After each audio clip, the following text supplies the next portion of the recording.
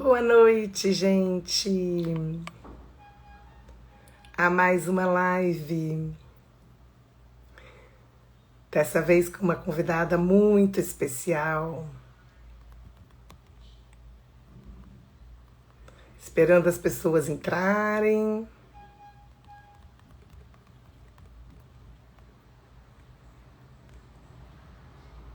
André entrou. Já vou te chamar aqui, querida.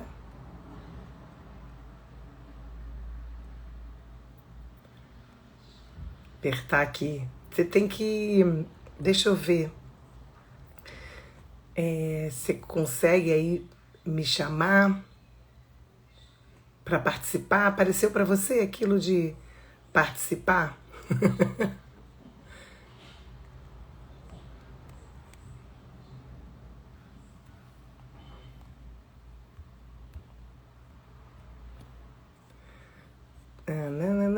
Como é que eu faço aqui para te chamar? Está aqui, chamando você. Hoje temos uma convidada especial, Andréia. Daqui a pouco ela vai... Aí, Andréia, Olá, boa noite. Boa noite, Tudo bem? querida. Tudo Deixa eu só bom? acertar o foco aqui. Tudo bem, graças a Deus. E você? Graças a Deus também. Que bom. O pessoal está chegando, né? Aos poucos o pessoal está entrando. Então, estão entrando. Boa noite. Boa noite a todos. Sejam bem-vindos, né? A essa sala que a Magda nos convidou. E a gente aceitou com muita alegria, com muita satisfação, né?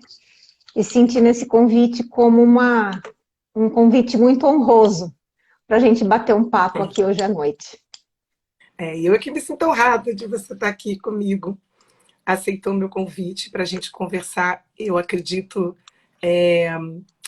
de um assunto que eu acho assim, que ainda existe muita distorção, muito desconhecimento, a questão das doenças, né? De uma maneira geral, principalmente na minha opinião, como psicóloga, né? Das doenças psíquicas, das doenças, né? Mentais.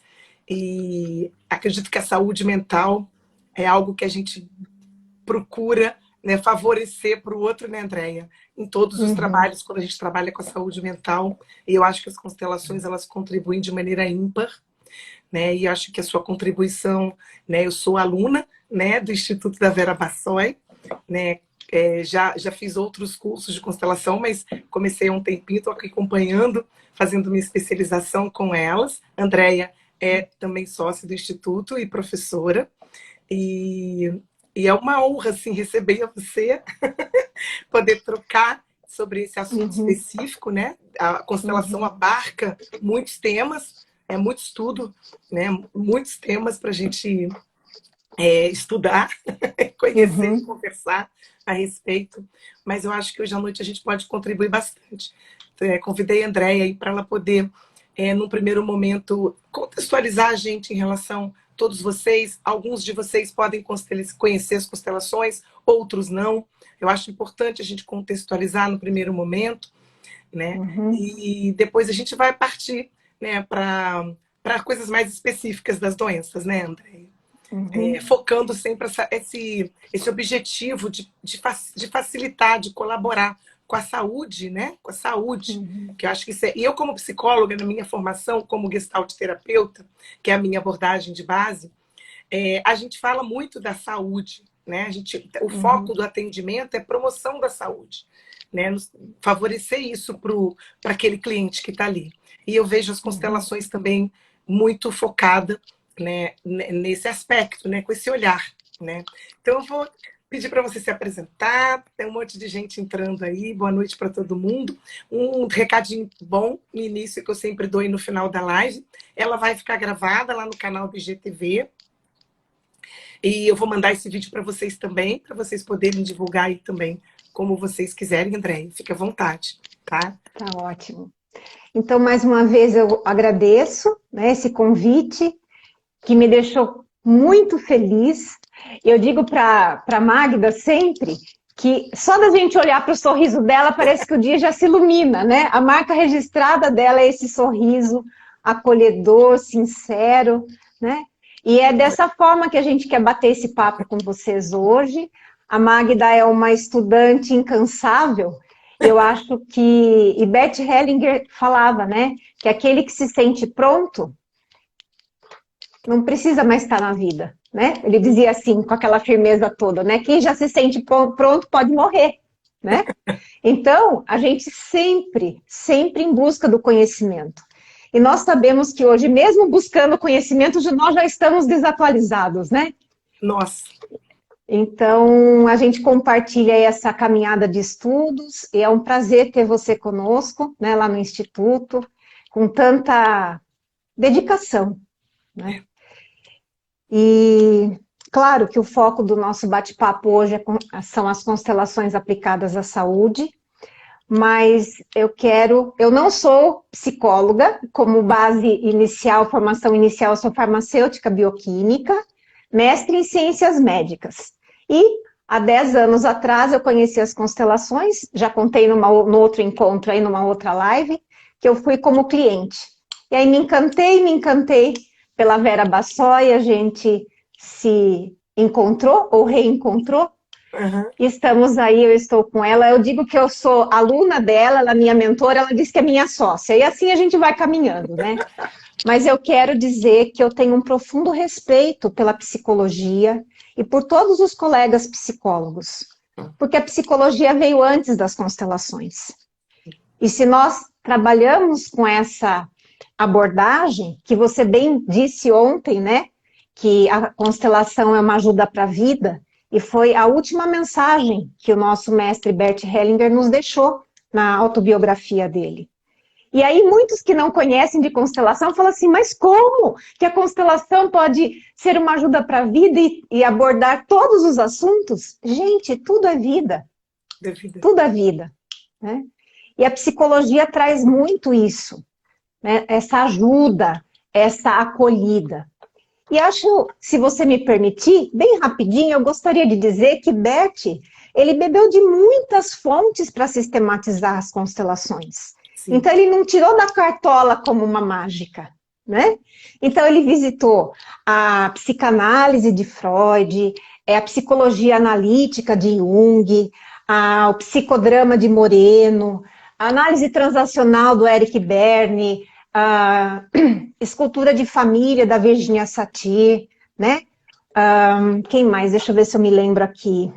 Gregory Bateson, que trabalhou muito na visão sistêmica, e a Vera Bassoi fez a dissertação de mestrado dela com base na comparação que havia de familiar, de semelhante entre Gregory Bateson e Bert Hellinger.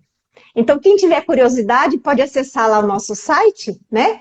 institutoverabassoi.com.br, e lá tem a dissertação da Vera, que ela traz muito esse aporte científico. E tem muitos outros, né, estudiosos que Bert Hellinger estudou, visitou, e ele, com uma sabedoria incrível e uma iluminação, né, ele conseguiu pegar um pouquinho de cada um desses saberes e montar, estruturar, sistematizar o que hoje nós temos como constelações familiares ou sistêmicas, né? São sinônimos. Então, mais uma vez, eu reverencio aqui a psicologia na sua pessoa, né? E todos os colegas psicólogos. E eu acho que a constelação não é melhor nem pior do que nenhuma outra abordagem. Eu acho que ela é complementar. É isso e que quando a gente vê assim, né? Elas se integram, né, André? Isso. Se integram, caminham juntas ali, alinhadas, né? Uhum. E, então, nós, a cada dia que passa, nós vamos nos especializando mais nessa abordagem que nós acreditamos tanto. Uhum. Né? E o convite de hoje é para a gente falar um pouquinho da saúde mental, né? Então, a gente vê o seguinte, que a gente Antes entende... de você começar, André, Claro. deixa eu só fazer um aporte que eu acho que é importante. Claro. Eu acho que os profissionais da saúde mental, da área da saúde como um todo, nós, psicólogos, consteladores familiares e outros, é importante que a gente entenda que os conhecimentos que vão surgindo, eles têm um propósito maior. Se a gente pensa numa evolução da espécie, se a gente pensa numa evolução enquanto humano, né, a gente precisa entender que esses conhecimentos, se bem aplicados, se estudados, se bem compreendidos, eles estão a favor da vida, né? Então, acho que tudo se complementa. Não dá para ficar muito, só isso, só aquilo, por exemplo, só psicólogo, só constelação. Eu acho que a gente pode ter ampliar nosso olhar na vida. E a constelação fala muito disso, né, André? Fala muito disso. Mas vamos lá. Sem De querer integrar, imagina, nós estamos num bate-papo, não é aula, né? É bate-papo. A gente também não pode esquecer de tantos outros profissionais, como você mesma disse, né? Os psiquiatras são muito importantes, os terapeutas ocupacionais, fonoaudiólogos, né? Enfim, todas essas áreas que se unem em prol desse bem-estar geral. E quando a gente diz saúde plena, né? O que a gente está querendo dizer com isso? Que, no mínimo, a gente está querendo equilibrar, no mínimo, 4 corpos que nós temos, né? O que a gente vê, entre aspas, é o corpo físico, mas nós somos formados de um corpo mental, emocional e espiritual. E tudo isso nos compõe. Então, nós temos o nosso corpo físico e temos o nosso biocampo, que é invisível, entre aspas, né? Então, a proposta da saúde integral é olhar para tudo isso. E hoje a gente veio pegar um pedacinho desse assunto, né? Que não dá para falar tudo. Inclusive, você esqueceu de uns profissionais que eu acho que está crescendo demais. Os fisioterapeutas, eles têm um olhar maravilhoso, eles têm aplicado o trabalho deles de conhecimento do comportamento humano, dessa questão do corpo, com as emoções. É fantástico. Os nutricionistas, né? Tem uma gama de profissionais aí da área de saúde, né? Que são muito tem olhado muito além do físico, né? Isso mesmo. Bem lembrado, viu? Bem lembrado. Bem, então, quando nós falamos de saúde mental, para nós, da visão sistêmica, e tudo que eu disser aqui é só uma contribuição, nada é verdade absoluta, são apenas diretrizes, é um olhar dentro desse universo grandioso, né? Então, quando a gente fala sobre a ótica sistêmica, sobre a visão sistêmica, a saúde mental ela está relacionada com o nosso pai, com o masculino. A gente sabe que a mãe, ou o modelo, o arquétipo de mãe, é aquela que nos apresenta as emoções, a galinha choca que nos põe embaixo da asa e nos protege do mundo. E o pai, né, de uma forma complementar, ele tem a função de nos apresentar para o mundo, para a realidade, assim como ela é. Então, quando o indivíduo, por qualquer motivo, ele não consegue ter esse pai na sua totalidade, ele fica, eu brinco que ele fica manco, quando ele se depara com a realidade do mundo. Isso vai acontecendo conforme a gente vai adultecendo. Sim. Não é mesmo, Magda? Você, como psicóloga de anos, pode falar isso muito melhor do que eu. Com certeza. Porque enquanto a gente está lá na infância, na adolescência, a gente ainda está ali no domínio doméstico da nossa casa. Mas a partir daí a gente começa a ter mais contato com o mundo exterior, quando a gente vai para a faculdade, quando a gente começa a trabalhar, os relacionamentos amorosos e tudo isso. Então, o que acontece? Muitas vezes o gatilho, o start se dá nessa transição. Não que nós não possamos observar algumas questões psíquicas na primeira infância e na adolescência, claro que sim. Mas a saúde mental está relacionada com o masculino, com o pai. E nós sabemos que doenças psíquicas graves estão relacionadas com várias gerações sem ter a possibilidade, nós dizemos tomar o pai, né? É de se apropriar do carinho, da atenção, de aceitarmos o nosso pai exatamente como ele é. E aí vem aquela fala romântica dos consteladores, né? Aceitar, dizer sim ao pai, dizer sim à mãe, como se fosse a coisa mais fácil do mundo. Ué, Sendo que a Bert gente... Hellinger, no livro dele, falou aos 80 e tantos anos ele ainda foi constelar a mãe. Pois é, menina. Quem somos nós, né, para querermos Aham. estar zerados 100% nisso, né? Mas, quando a gente entende que a nossa vida chegou através deles, independente do restante, se não fosse por eles, nós não estaríamos aqui, né? Aí pode ter gente que vai dizer assim, mas a minha vida veio de Deus, veio de sei lá de onde, né? Não estou menosprezando essa consciência universal, mas biologicamente nós só estamos aqui porque eles de alguma forma se encontraram. A união das células. Eu Um outro costumo dia a gente muito pode falar falar, disso, né? eu costumo muito falar assim que tomar o pai é acolher no coração, aqui dentro, né? Quando eu Uhum, acolho essa parte, porque tem 50% de cada um dentro de nós, né? E uhum, quando a gente vai tomando esse 50% de um ou de outro, a gente vai acolhendo no coração, porque nem sempre é possível ter esse contato físico. Às vezes é um pai desconhecido, às vezes é um pai que não pôde estar presente, ou um pai adoecido, né? Um pai infantil, né? E aí é difícil mesmo essa coisa da presença, mas eu acho que tomar o pai vai além, né, do físico, né, André? uhum. E quando a gente diz para o cliente, né, dessa possibilidade de aceitação do pai exatamente como ele é, fica meio incômodo, né? Como é que eu vou ter que fazer isso? Eu vou ter que ir lá falar com meu pai, de repente meu pai já está em outra dimensão, e aí eu perdi essa chance, né? Não, a gente não perdeu a chance, porque se nós fecharmos os nossos olhos, eles estão dentro de nós, Sim. dentro de todas as nossas células, né? Lá o bendito DNA, que é tão falado, né? Hoje em dia todo mundo sabe o que é DNA.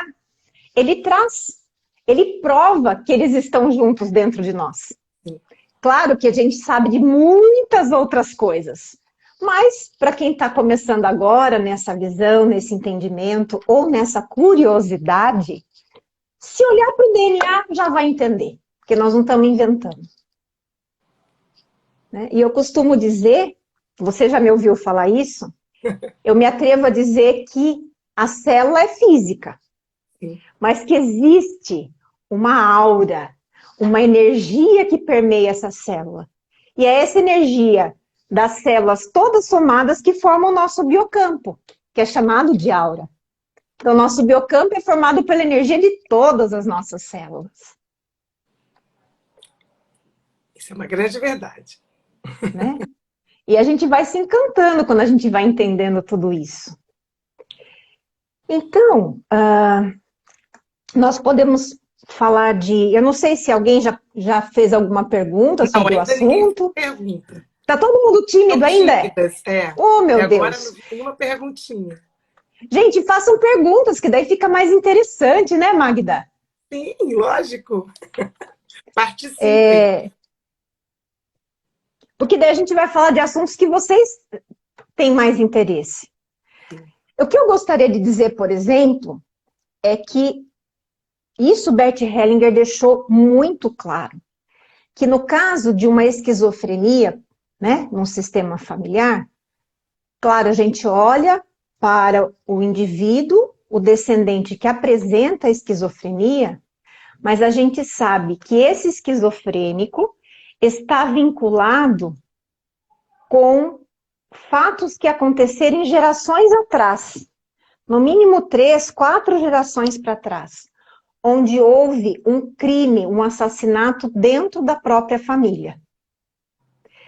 Então, o esquizofrênico, ele oscila entre a euforia e a depressão.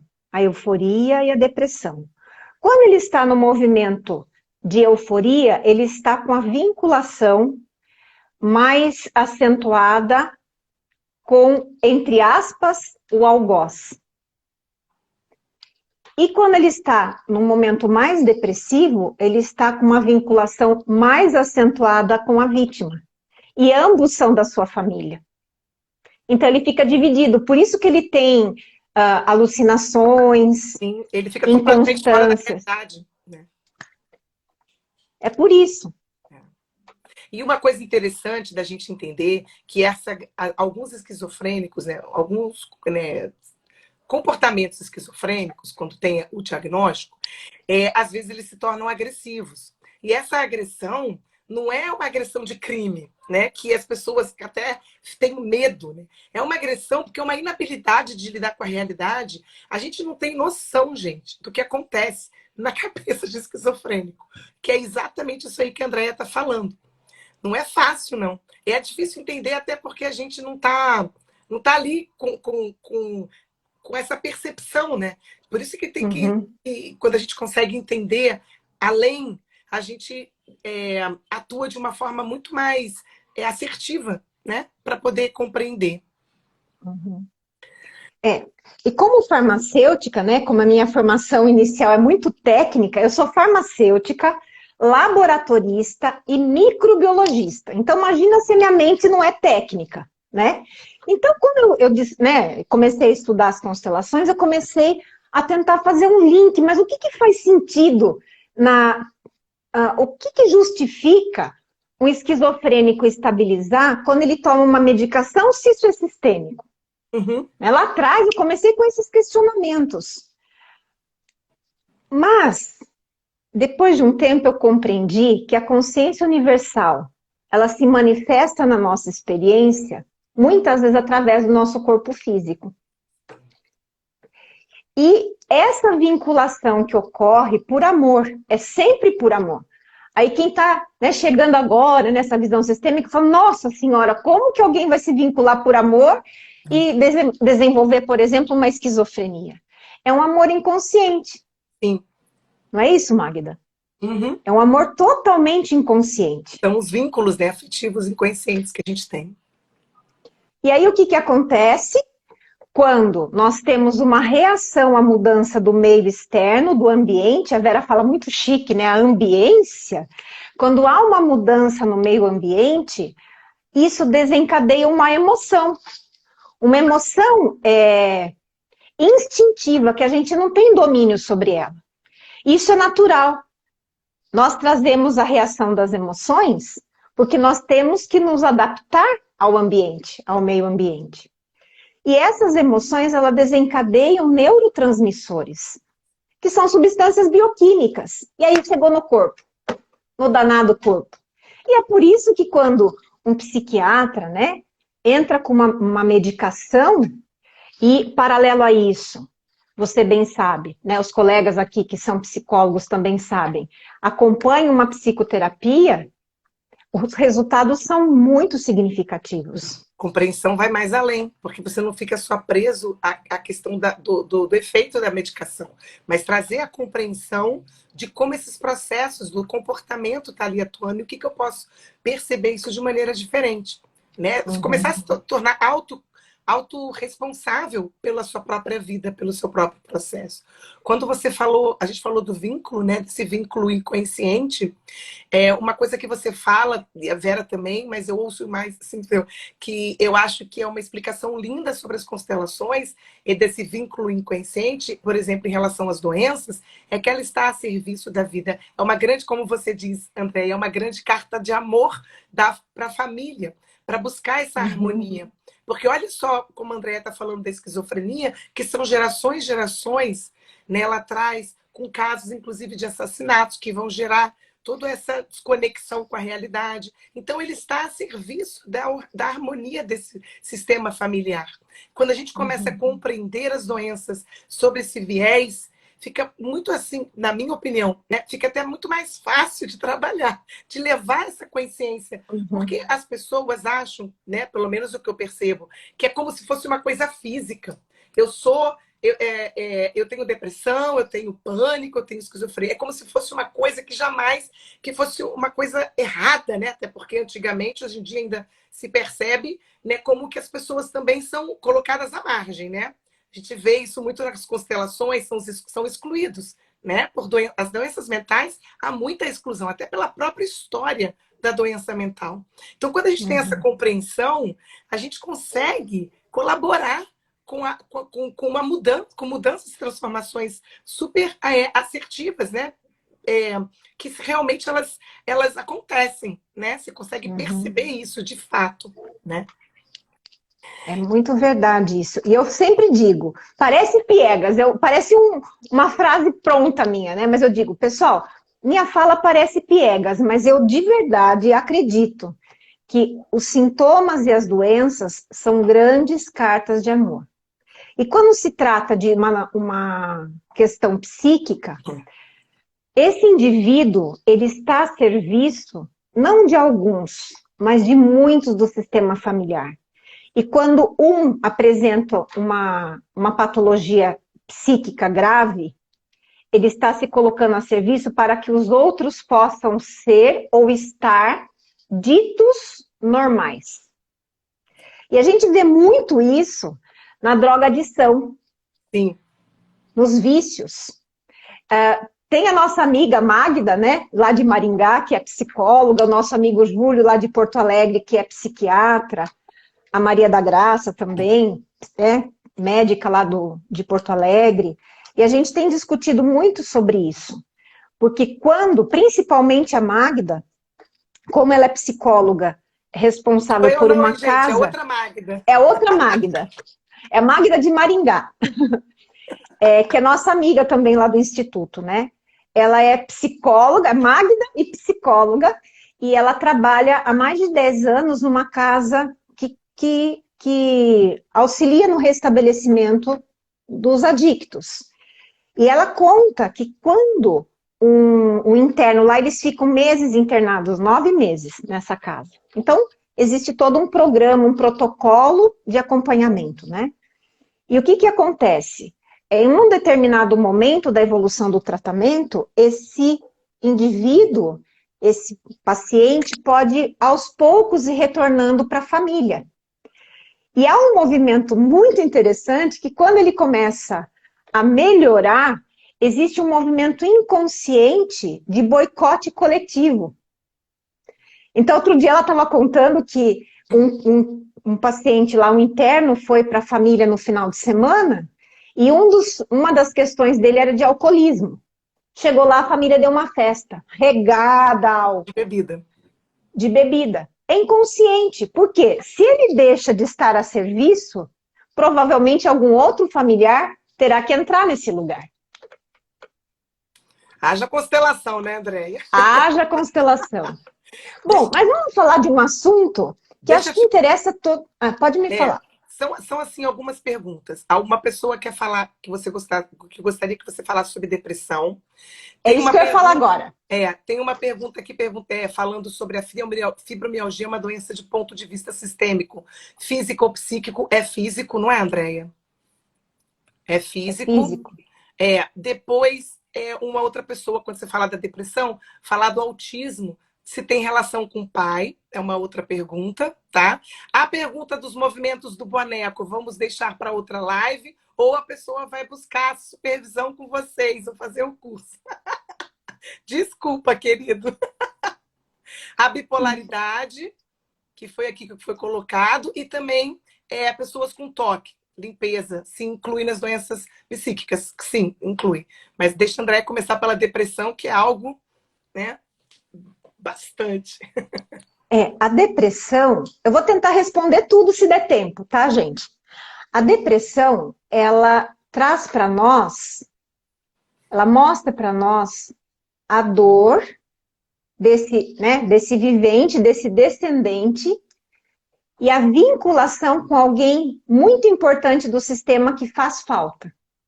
Então, por exemplo, uma pessoa que perdeu a mãe muito cedo, né? Então, a gente, assim, simplificando, a gente diz que ela fica com um pé na vida e outro desejando acompanhar alguém que está já em outra dimensão.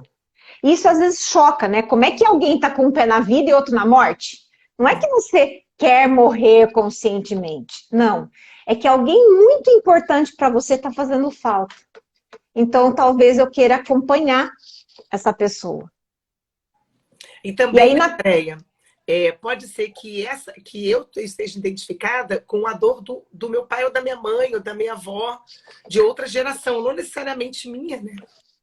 Exato. Porque a gente se vincula a essas dores, né, transgeracionais, por amor absoluto ao nosso pai e à nossa mãe. Sim. Então, nós, né, nós consteladores, nós observamos isso, que quando não é alguém diretamente ligado ao cliente, ele está fazendo por amor a outra pessoa. Então, por exemplo, o avô paterno faleceu muito cedo. E o pai do cliente tem essa dor, esse vazio no coração. Uhum. Então, eu Ou a mãe tento... dele também, que pode ter falecido e carrega aquela dor. Uhum. E você já falou Então, também em aula, né? Isso eu lembro, que nós crianças, né? A gente acredita que pode salvar os pais, né?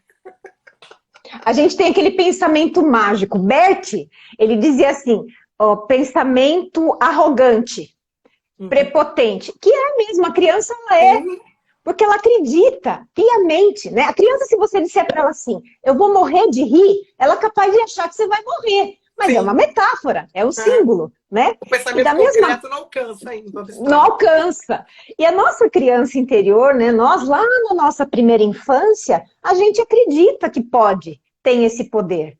E aí a gente vem carregando durante toda a vida esses combinados que o Bert chamou de roteiro de vida, né? Que inclusive é algo que ele tirou lá da análise transacional.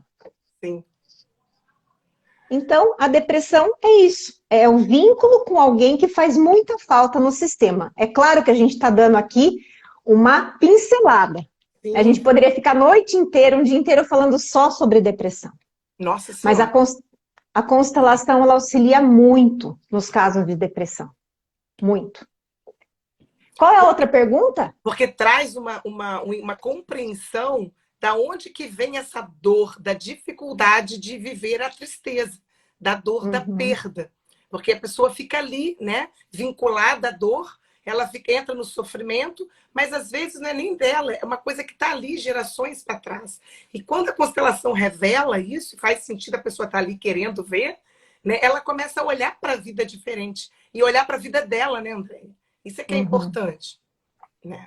E E eu, uma coisa interessante, durante, né, nessa tomada de consciência, ainda falando de depressão, que quando a pessoa toma consciência de que ela honra esse ancestral que faz falta, através da vida dela, que ele jamais aceitaria que ela se entregasse, né, por ele.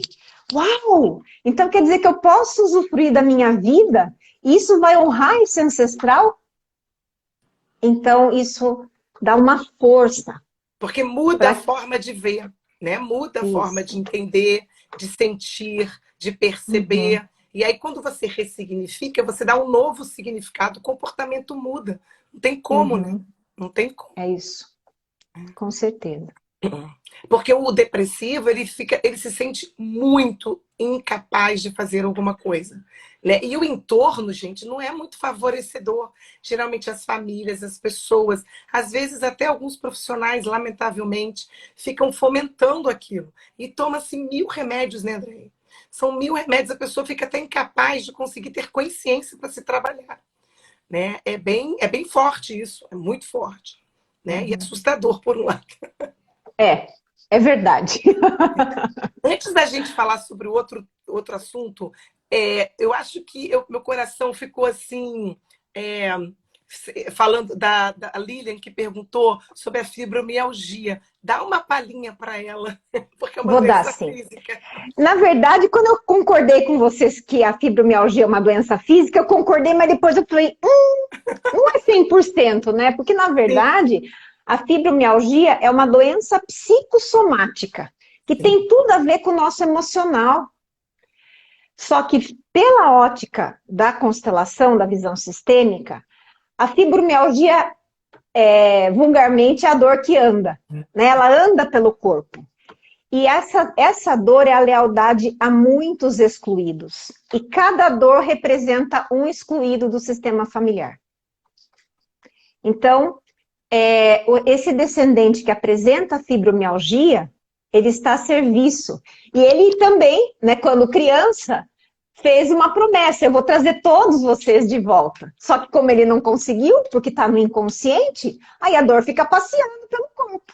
Claro que cada pessoa tem um foco mais acentuado, por exemplo, no quadril, no joelho direito, no joelho esquerdo, no ombro, e cada uma dessas dores, elas têm uma decodificação, que no outro dia a gente pode falar sobre isso. Podemos. Mas a fibromialgia é a dor que anda na tentativa de trazer todos os excluídos, ou muitos, de volta para o sistema. Uma coisa que a Andrea falou que eu acho que é muito importante eu vou repetir, né, me corrija se eu estiver equivocado, né? Quando a gente fala de doença física e psíquica, né, eu acredito de verdade, nesses anos todos nos meus estudos, não só com constelações, mas com outros, eu acredito que as doenças, todas elas vêm das feridas emocionais. As emoções, elas têm um papel fundamental no desenvolvimento das doenças. Porque, na minha visão, como a gente fala da epigenética, da genética, é um comportamento, é um padrão de comportamento que vai se repetindo, que é inconsciente. Então, eu estou ali com estados emocionais, com percepções emocionais, com elaborações emocionais muito autodestrutivas. E aí acaba se instalando. E aí essas decodificações, que são enormes, também facilitam o entendimento. Então a gente pode dividir as doenças físicas, porque ela está no físico, a gente percebe, né, a dor da fibromialgia. E as doenças psíquicas, que a gente tem vários nomes, transtornos mentais, transtornos comportamentais, elas são doenças do comportamento. Por exemplo, uma pessoa irracível, uma pessoa que vive brigando, vive com comportamentos defensivos, agressivos, ela é doente. Só que isso não dá um nome, né? A gente não coloca ali, porque o físico é muito mais forte, né? Então, é muito importante a gente entender que tudo tem uma compreensão maior, e que eu acho que as questões do entendimento das emoções, a gente é muito analfabeto emocional. Eu acho que essa busca desse entendimento facilita muito a entender, porque as doenças são psicossomáticas, né, André? Então, Elas e na verdade, vários corpos que a gente tem. a doença física, ela é onde desemboca todo o restante. Então, quando chega no corpo físico, já pegou o mental, o emocional, o espiritual. Aí concretiza no corpo físico. Só que quando se trata de uma doença física, boa parte delas a gente consegue detectar alguma alteração. Sim. Então a gente faz exames de laboratório, dosagens disso, daquilo outro, aí dá alguma coisa alterada, aí vem o rótulo.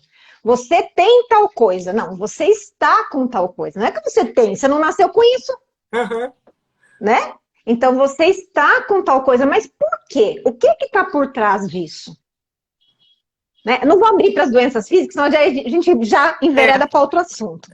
Mas é só para vocês entenderem que nós não olhamos de forma estanque, a gente olha de acordo com o que a Magda disse, né? De uma forma geral. O autismo, se está ligado, tem relação com o pai. O autismo basicamente está relacionado com pessoas excluídas em vida. Em gerações anteriores, algum ancestral ou alguns ancestrais foram excluídos em vida. Vou dar um exemplo. Antigamente, quando nascia uma criança com uma má formação física, aquilo era visto como um castigo de Deus. Então, aquilo era uma aberração. Como é que eu, mãe, entre aspas, dessa criança, vou apresentá-la para a sociedade? Então, eu vou enclausurar ela em casa. Ela não sai, ela não vai em evento social, nada. Então, foi excluída em vida. Um outro exemplo. Indivíduos com problemas psíquicos, eles eram internados era chamado manicômio, né, hospício, hospitais psiquiátricos. Era completamente, e eles muitas ficavam lá. À margem. Né, à margem. E muitas vezes ninguém nem sabia da existência deles. Tem uma passagem numa série que fala da realeza inglesa, no The Crown. Não estou fazendo propaganda de série não, tá? Mas lá mostra que parentes da rainha Elizabeth, que apresentavam doenças psíquicas, ficaram no hospital psiquiátrico lá e ela nem sabia. Depois de muitos anos é que ela foi saber que essas primas existiam. Então, isso é um exemplo clássico, né? E aí, um descendente que ainda virá em gerações futuras trará essa mensagem em si. Não é seguro me relacionar com as pessoas da minha família. Aí, Que dirá com os de fora. aí fica completamente alheio, né? A conexão Completamente. afetiva, né? Porque é uma conexão, Uhum. dificuldade da conexão afetiva. Sim. E o que a E gente sabe já existem vários núcleos espalhados pelo mundo, até tem um núcleo aqui no Brasil, de uma pesquisadora, que está utilizando as constelações. É claro que não vai constelar em si o autista, mas constela através dos pais. sim, O que se percebe que a questão cognitiva de relacionamento do autista fica mais, flui melhor. Ele tem um relacionamento mais facilitado com os seus. vai criando uma conexão mais próxima, né? Isso. E a gente não precisa ir muito atrás lá na rainha, não, tá? Eu mesma, com muitas pessoas que eu atendo, inclusive jovens, adolescentes, é muita história na família de um tio, de um avô, de um irmão do avô, ele era doidinho, ele era maluquinho, e era um esquizofrênico, tinha uma bipolaridade, e isso nunca é visto, porque existe, isso para mim é uma exclusão. Eu entendo como exclusão, não é visto, não é tratado, não é cuidado. E aí começa a vir essas outras pessoinhas, né, para vir a serviço do sistema. A bipolaridade foi uma outra pergunta. A pessoa quer Tá. entender. Bipolaridade. Muita gente confunde a leitura ou a decodificação da bipolaridade com a da esquizofrenia. Uhum. Na esquizofrenia, ocorre um assassinato entre parentes, dentro da família. A bipolaridade também é vinculação com algoz e vítima. Só que o algoz é do meu sistema. E aí causou um prejuízo a alguém de outro sistema. Mas, de qualquer forma, ele oscila. Por isso que é bipolar. Ora está com uma vinculação mais acentuada. Eu digo sempre entre aspas, gente, porque para nós, da visão sistêmica, não existe algoz e vítima, mas é uma maneira de explicar, né? Então, ora ele está com a vinculação mais acentuada com o algoz, que é do seu sistema familiar, e ora ele está com o da vítima. E por que isso? O Bert Hellinger descobriu, no início, quando ele começou com as constelações, quando surgiu um assassino no sistema, naquele livro As Ordens do Amor, que é um dos primeiros dele, né? Ele conta isso. Ele expulsava o assassino ou o algoz do campo. E o que ele percebia? Que a vítima queria seguir o algoz. Como isso? Né? Aí, pouco a pouco, ele começou a observar e começou a testar que tinha que incluir o algoz. Por quê? Quando há essa questão de algoz e vítima, os dois ficam vinculados um com o outro. Não tem como expulsar. O que tem que ser feito é uma reorganização, uma inclusão, tanto de um como o outro. Basicamente é isso a bipolaridade. Toque, mania de limpeza. Obsessivo compulsivo, Toque. que uma das. Porque existe o transtorno e existe a personalidade compulsiva. Eu até fiz uma live disso uma vez, para as pessoas entenderem. Mas vamos lá, aqui é constelação. O toque, de modo assim bem superficial, é a tentativa de estar no controle. Sim. Né? Então eu limpo tudo, eu organizo tudo, porque se tiver tudo do jeito que eu predeterminei, fica mais fácil de coordenar, eu me sinto mais seguro. Em resumo. Mas aí vocês vão assistir a live lá da Magda, que ela deve explicar melhor lá. Aí, se você quiser complementar também, né? Se você tiver complementar. Sim, sim.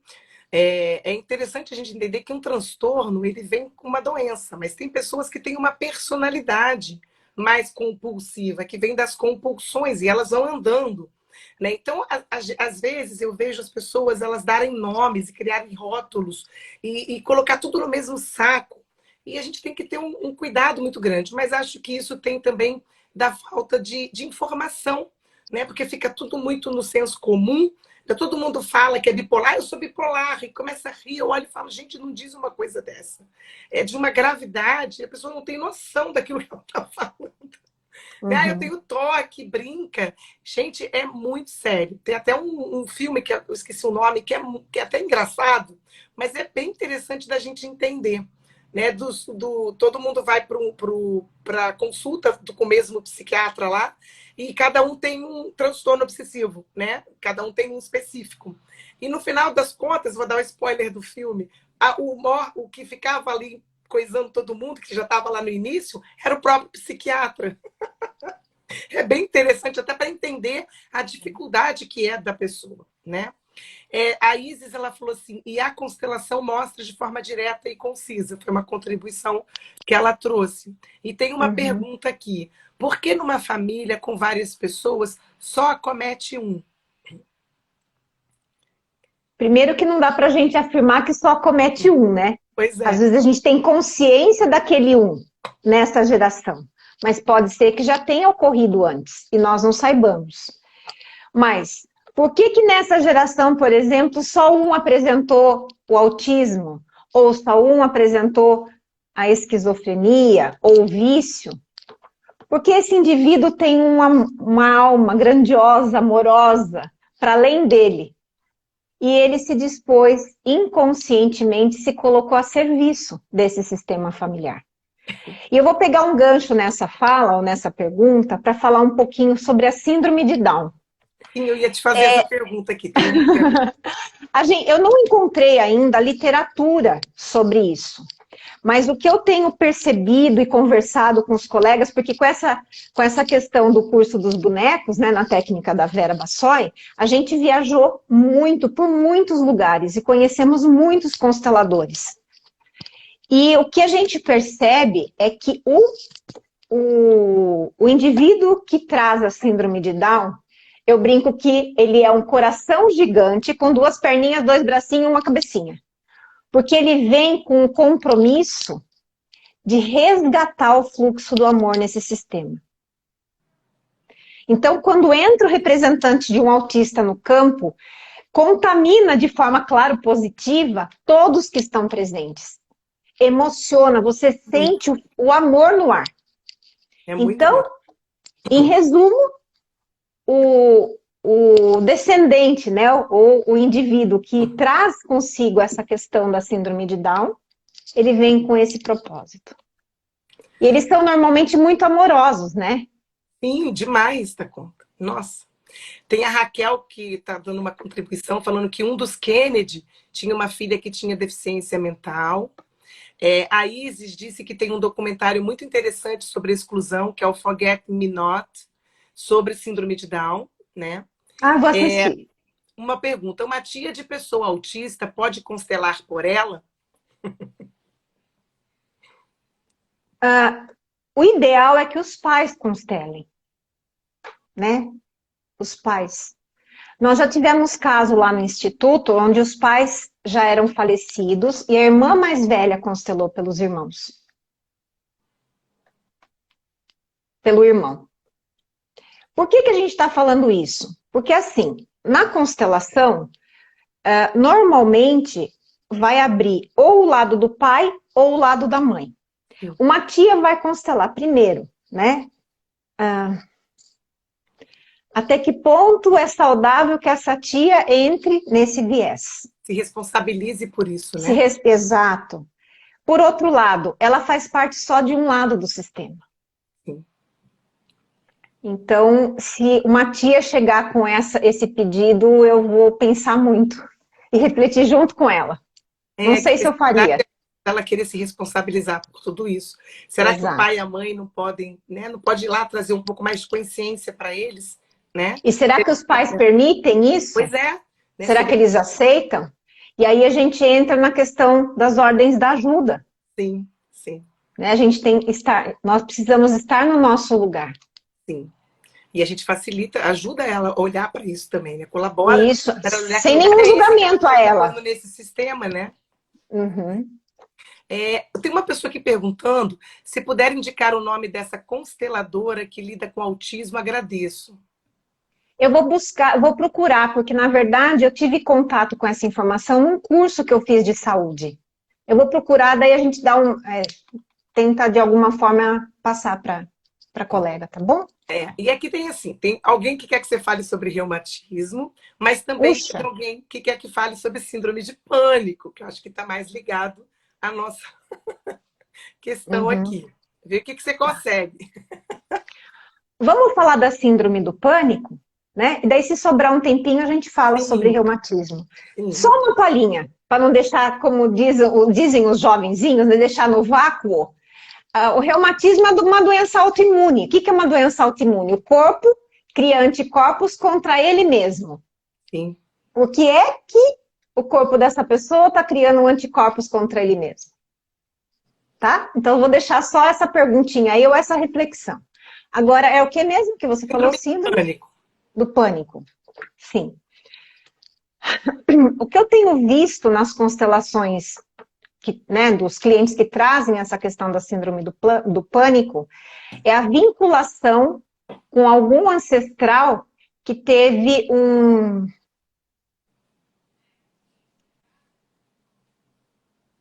Deixa eu entrar para uma outra abordagem, acho que vai ficar mais fácil. Normalmente, a síndrome do pânico, ela desencadeia a partir de um fato específico. Então, por exemplo, a pessoa pegou um voo e dentro do avião deu a primeiro start da síndrome do pânico.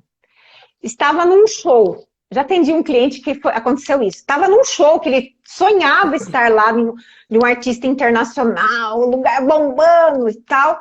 De repente, Do nada. pá, desesperado, É, né? O que estava por trás da síndrome do pânico dele? Ou melhor, o que ela queria dizer para ele? Que ele isso. estava em lealdade invisível a ancestrais que participaram do Holocausto.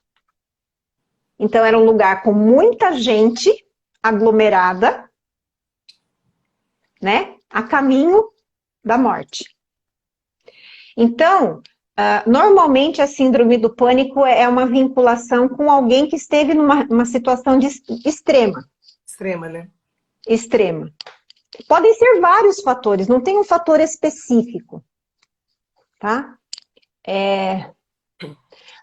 Uma vez atendi um caso bem interessante que eu nunca mais esqueci. A pessoa, o gatilho da síndrome do pânico dessa cliente, foi um momento de muita felicidade. Olha que coisa doida! Como que pode isso? Ela tinha conquistado uma coisa que ela queria muito. E o que estava por trás disso? Ela sentiu uma culpa tão grande porque ninguém tinha sido bem sucedido naquela situação de vida. Ela era a primeira. E a culpa foi tão grande que ela ficou em pânico. Como assim eu consegui? Totalmente insegura, né?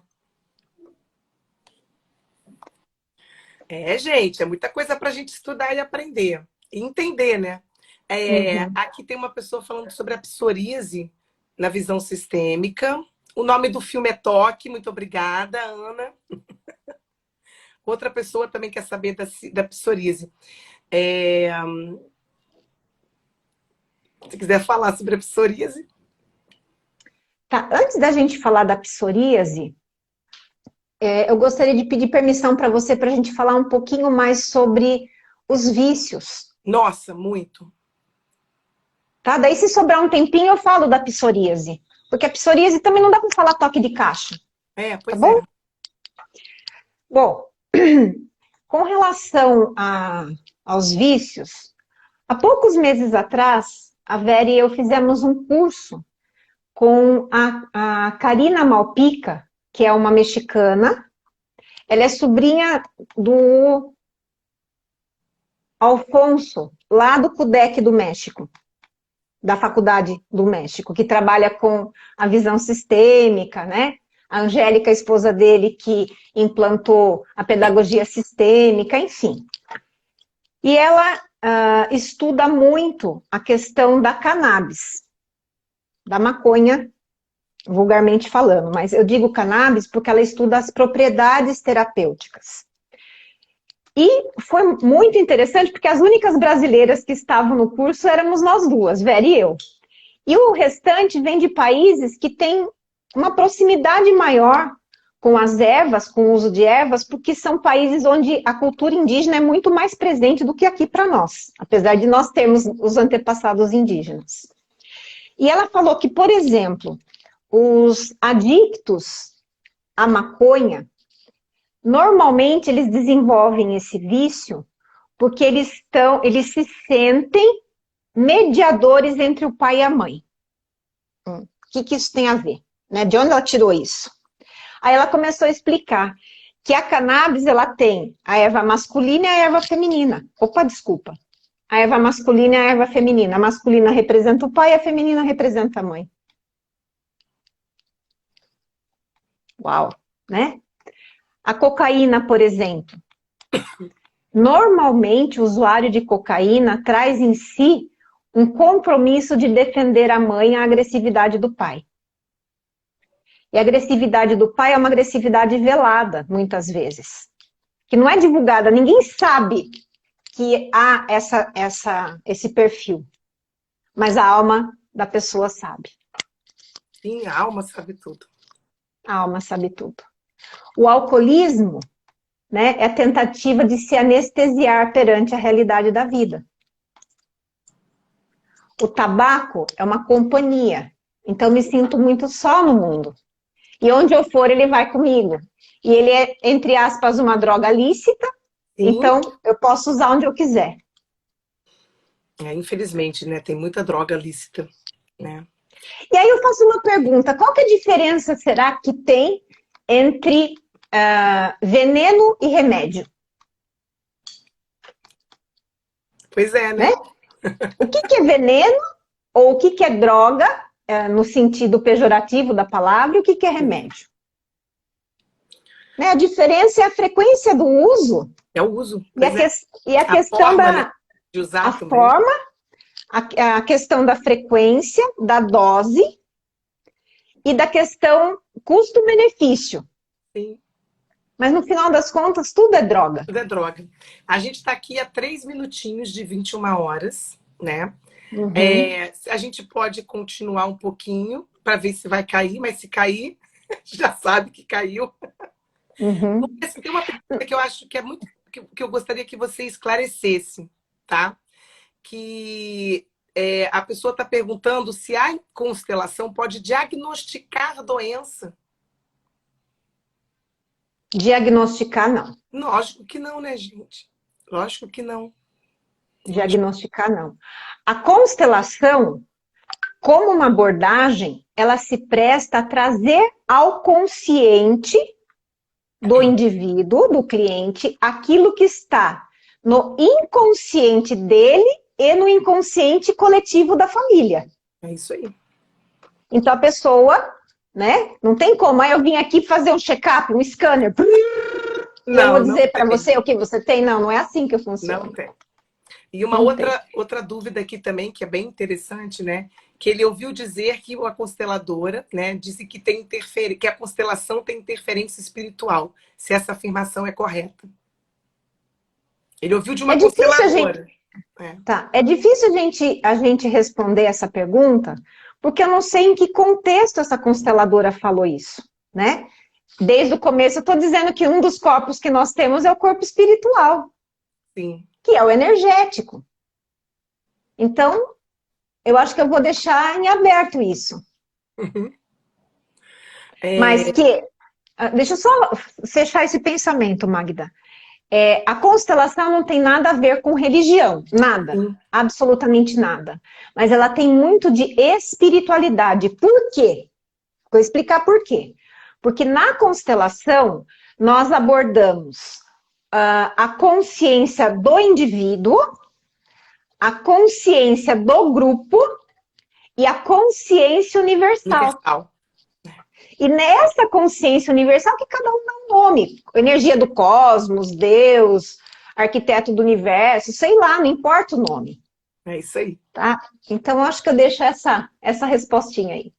Bom, tem um minutinho aqui para virar, mas vamos ver se a gente consegue. Se vício o que é vício em medicamento? E vício em medicamento é a pergunta. Tá. Vícios em geral, eu vou falar de vícios em geral, tá? Porque não vai dar para a gente falar de cada um especificamente. Sim. Mas vícios em geral é falta de pai. Porque o pai não apresenta a gente para a realidade do mundo, então se eu não estou pronto para o mundo, eu vou me anestesiar de alguma forma, certo? E essa questão do vício, do vício, da falta de pai, às vezes não é a falta do meu próprio pai, mas às vezes a minha mãe teve falta do pai dela, como você Isso. falou agora há pouco, né? É. Então é uma geração ou duas para trás. E hoje, já, com essa questão do direito sistêmico, a gente tem visto muito alienação parental, Sim. né? Quando a mãe priva o filho do pai ou vice-versa. Isso pode acontecer, inclusive, em famílias onde o pai e a mãe vivem na mesma casa. E o filho não é permitido que o filho tenha o pai, por algum motivo, né? No outro dia a gente pode falar sobre isso, você na sua experiência pode explicar para os colegas, né? Mas vamos tentar falar de medicação, né? Depende muito de que tipo de medicação, porque cada medicamento ele vai entrar numa via bioquímica do corpo. E é isso que vai fazer com que a gente decodifique. Por exemplo, vício de remédio para dormir. Por que você quer ficar mais na morte que na vida? Uhum. Anti-inflamatório, remédio para dor. Que dor que eu não quero sentir? Que dor que dói tanto no meu sistema que eu preciso me entupir de anti-inflamatório? Não deixa de ser uma anestesia, né? Porque o medicamento ele vem para poder tirar aquele incômodo. E se a doença ou o sintoma é uma informação, a gente precisa. Não é que a gente tem que sentir dor, tá, gente? Não é isso que eu tô falando. Mas é importante olhar tanto a dor emocional quanto a dor física, né? Lógico porque que a a física medicação tem uma importante. decodificação, Isso, né? tem uma decodificação. Medicar é importante, não estou dizendo que não. Mas é importante a gente olhar por que está tão naquilo recorrente, né? O vício está ali. E por fim, tudo bem que a gente está aqui com um tempinho, me perguntaram aqui, nos perguntaram, né, da crise de ansiedade. A crise de ansiedade é a preocupação com o futuro. Por que eu tenho tanta preocupação com o futuro? A Vera faz uma analogia da ansiedade que eu acho muito engraçado, dou muita risada toda vez que ela faz isso. Ela fala que quando a pessoa traz esse perfil de ansiedade, ela imagina a cena de um cachorro com uma varinha presa no pescoço e lá na frente projetando um pedaço de carne. E o cachorro fica correndo e nunca ele vai chegar, porque você não consegue prever o futuro. Sim. Né? Então, o ansioso ele fica correndo, perde o momento presente, fica preocupado com o futuro, às vezes nem acontece aquilo que ele está pensando, né? Mas por que é que aquela pessoa tem preocupação com o futuro? Sim. Essa é a pergunta. O que aconteceu antes que a faz se preocupar tanto com o futuro? Uma coisa que eu gosto de contribuir, se você me permite, com a ansiedade. Claro, né? Por favor. Eu acho que tem ali uma distorção muito grande, né? Eu sou ansioso, eu tremo nas bases. Por quê? Porque a gente tem ânsia das coisas. Ter ansiedade é normal, é um sintoma. O que torna a ansiedade crônica, complicada, né, desequilibrada, é a forma como eu lido com as minhas ânsias. Porque eu anseio coisas, né? E aí a gente vai olhar no sistema. Como é que está lá atrás? Como é que foi que isso aconteceu? Né? Que padrões são esses que estão ali de não conseguir viver no presente, porque é o único momento que a gente tem, né? Porque fica nesse vácuo, ou lá pensando lá atrás, ou pensando lá na frente. E aí fica essa ânsia, ela é muito mal elaborada, muito mal entendida. E o que está por trás, né? Porque a ansiedade é só um sintoma. O que está por trás dessa ansiedade? Por exemplo, eu tenho dificuldade de me expressar.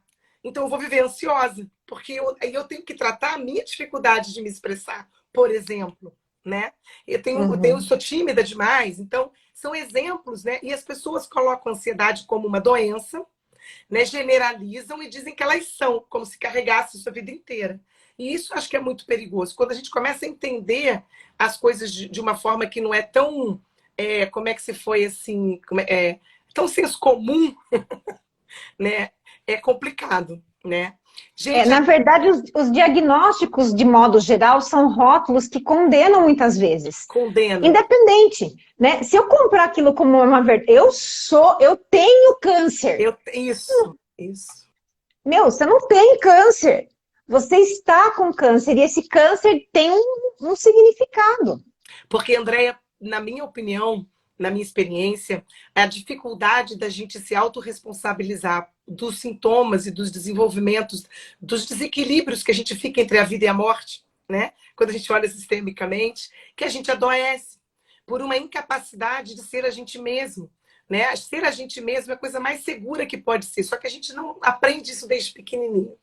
E aí a gente vai carregando, e esse ser a gente mesmo não é só pensar em mim, é pensar que eu estou dentro de um sistema não só familiar, mas um sistema cultural, um sistema de mundo, um sistema de universo. É uma amplitude de entendimento e compreensão que eu acho que as constelações elas vieram para justamente trazer muita cura, né? Cura para o mundo, né? Porque tá sendo muito necessário. Algumas pessoas aqui querendo saber sobre síndrome de Down, esquizofrenia, mas já foi falado no início da live. Como ela vai ficar gravada, é só você assistir, né? Aí indica se você tá falando. Então, assim, eu acho... Tem uma pessoa que perguntou se você dá curso sobre isso. Então, a gente tem lá no Instituto Vera Bassoi, a gente tem o curso de formação, né, em constelação, o curso de pós-graduação. Eu dou esse módulo da saúde dentro da formação e em março a gente vai lançar o curso de saúde específico.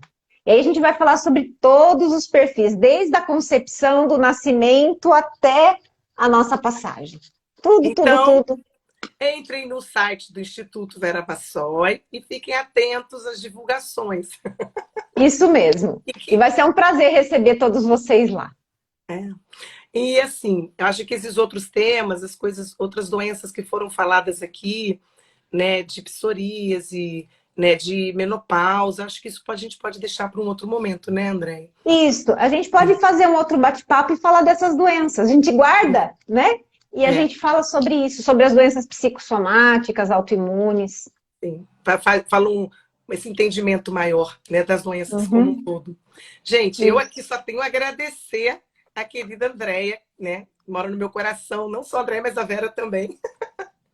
E agradecer se você ter aceitado, você estar aqui com essa contribuição linda, maravilhosa, para a gente trazer mais compreensão para as pessoas, poderem se olhar mais, com mais amor, com mais cuidado, né? Não ficar nesses sensos comuns, né? E poder ir lá além, poder buscar sua própria cura, hein? Suas próprias melhorias, né? De poder aceitar seu lugar no mundo e ir em direção à vida, né? Isso mesmo.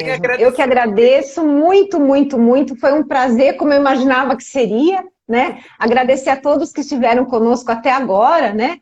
Tarde, durante a semana, 9 e tanto. E dizer que eu estou sempre disponível para o seu convite. Obrigada, querida. E a todos vocês aí que participaram, que perguntaram, né? Fiquem à vontade aí de entrar em contato com a Andréia pelo Instagram dela. E é isso, gente. Muita gratidão. Termino a noite muito feliz. Muito grata com essa contribuição, com esse nosso bate-papo, com essa conversa. Obrigada aí por todo mundo. Um beijo no teu coração e no coração de todos vocês. Um beijo para você e para todos. Obrigada. Tchau, gente. Obrigada. Tchau, tchau. Obrigada. Para vocês também. Tchau.